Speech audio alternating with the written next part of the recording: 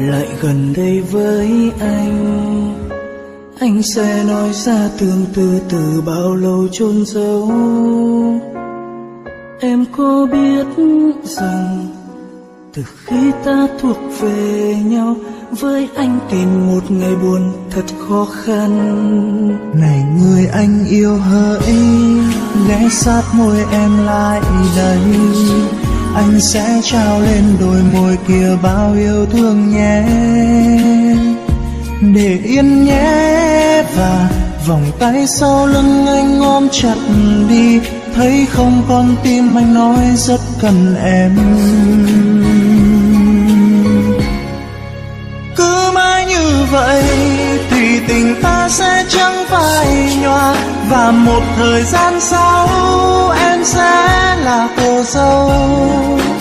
Dù anh luôn biết sẽ thật khó đến ngày mà anh luôn mơ thầm, nhưng mong lắm ngày gọi em là vợ yêu ơi. Mỗi đêm anh nhìn lên trời cao luôn nguyện cầu, mong rằng tình đôi ta sẽ mãi mãi được bền lâu. Tương lai xa lắm cũng chẳng biết ta yêu nhiều hơn hay xa rời, nhưng anh hạnh phúc vì hiện tại đang có em.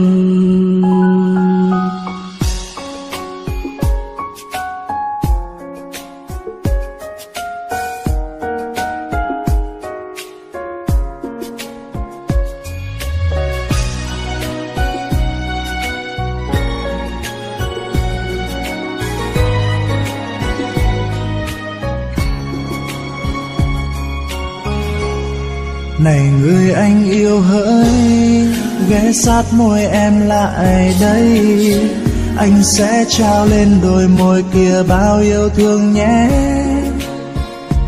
Để yên nhé, và vòng tay sau lưng anh ôm chặt đi, thấy không còn tim anh nói rất cần em hỡi.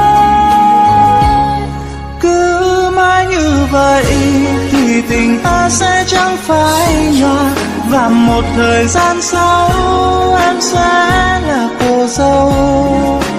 Dù anh luôn biết sẽ thật khó đến ngày mà anh luôn mơ thầm, nhưng mong lắm ngày gọi em là vợ yêu ơi. Mỗi đêm anh nhìn lên trời cao luôn nguyện cầu, mong rằng tình đôi ta sẽ mãi mãi được bền lâu.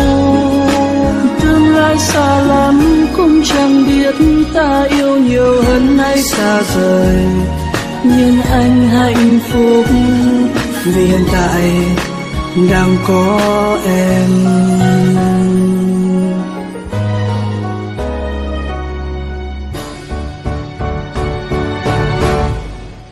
Cứ mãi như vậy thì tình ta sẽ chẳng phai nhòa, và một thời gian sau em sẽ là cô dâu.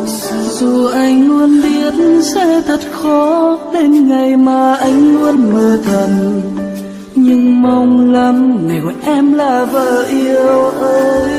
Mỗi đêm anh nhìn lên trời cao luôn nguyện cầu, mong rằng tình đôi ta sẽ mãi mãi không đổi thay. Tương lai xa lắm cũng chẳng biết ta yêu nhiều hơn hay xa rời, nhưng anh hạnh phúc vì hiện tại đang có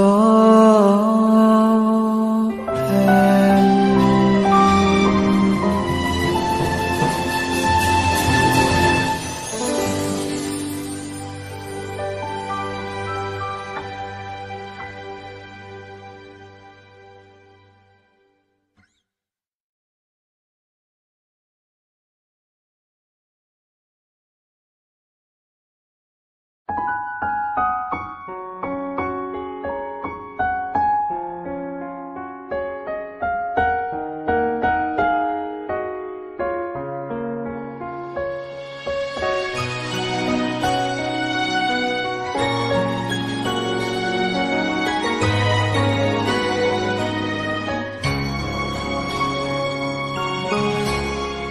ngày người anh yêu hỡi lại gần đây với anh sẽ nói ra tương tư từ bao lâu chôn giấu.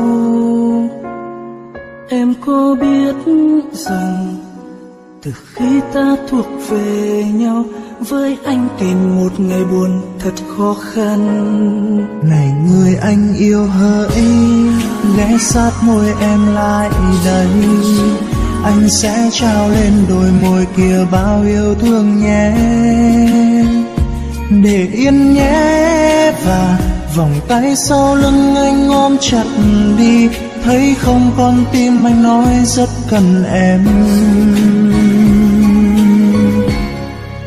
Cứ mãi như vậy thì tình ta sẽ chẳng phai nhòa, và một thời gian sau em sẽ là cô dâu. Dù anh luôn biết sẽ thật khó đến ngày mà anh luôn mơ thầm, nhưng mong lắm ngày gọi em là vợ yêu ơi. Mỗi đêm anh nhìn lên trời cao luôn nguyện cầu, mong rằng tình đôi ta sẽ mãi mãi được bền lâu. Tương lai xa lắm cũng chẳng biết ta yêu nhiều hơn hay xa rời, nhưng anh hạnh phúc vì hiện tại đang có em.